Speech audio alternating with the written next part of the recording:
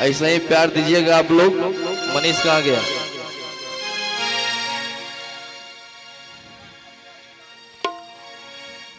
ओ मेरे ढोल सजना तू अब हार गया। कौन कौन गाना सुने हैं?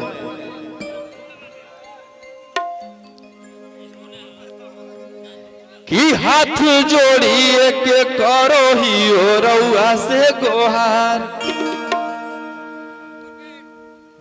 तोहरे तोहरे भरोसे भैले भैया विधायकी में खा। कि हाथ जोड़ी करो ही ओ हम रउआ से गोहार।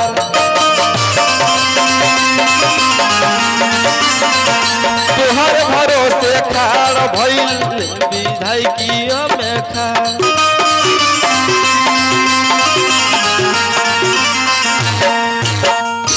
भैया भैया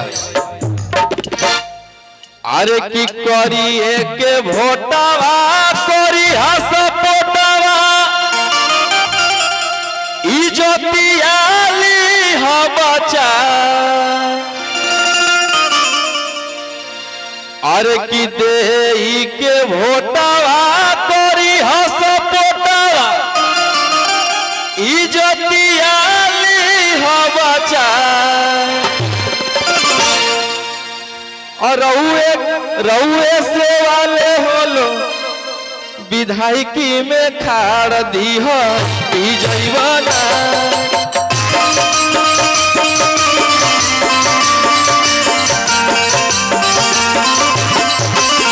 रउए से वाले भइले विधायकी में खाड़ दी हो जैवना।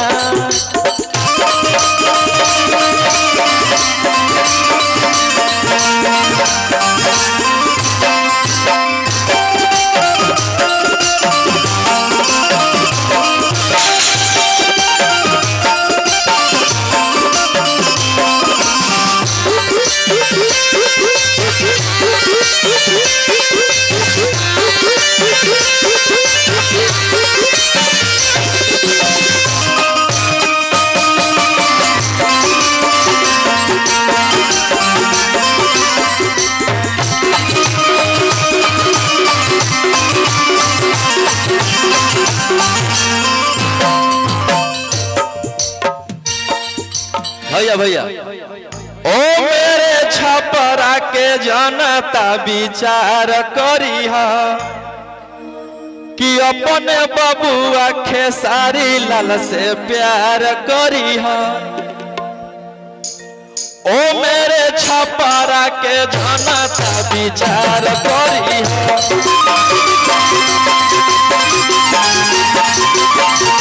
अपने बबुआ खेसारी लाल से प्यार करी हा। भैया भैया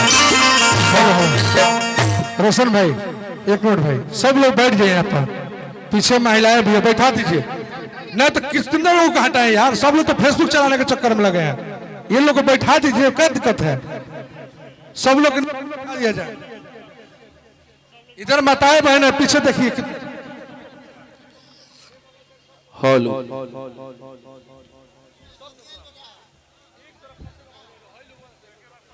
हाँ इधर से खाली करवा दे।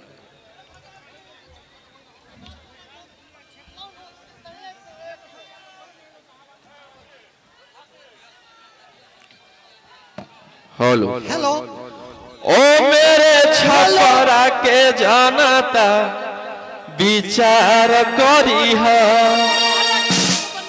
अपने बबुआ खेसारी भैया से प्यार करी है। 6 नवंबर के क्रमांक संख्या 2 नंबर बा। आप लोग लालटेन छाप 6 नवंबर के। चाची आप लोग वोट दीजिए ना। अरे हल्ला करके बताइए क्या करा? खेसारी लाल के, आप लोग के घर के बेटा। अरे की करी हस पोटावा दे के भोटावा इज्जतियाली हो बचा।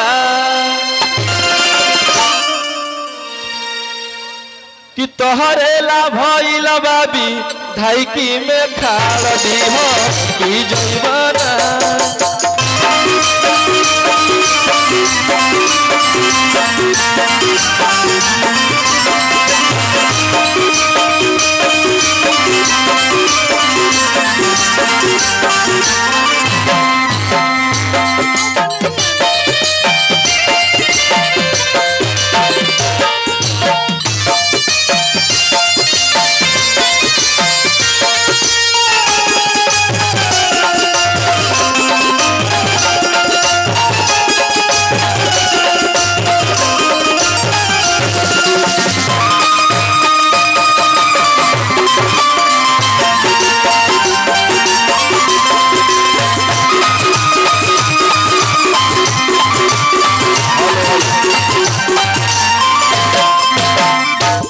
हाँ और एक बात, वहाँ ईवीएम पे खेसारी लाल नहीं लौकेगा भैया, खेसारी लाल नहीं आएगा भैया का फोटो आएगा लेकिन नाम रहेगा शत्रुघ्न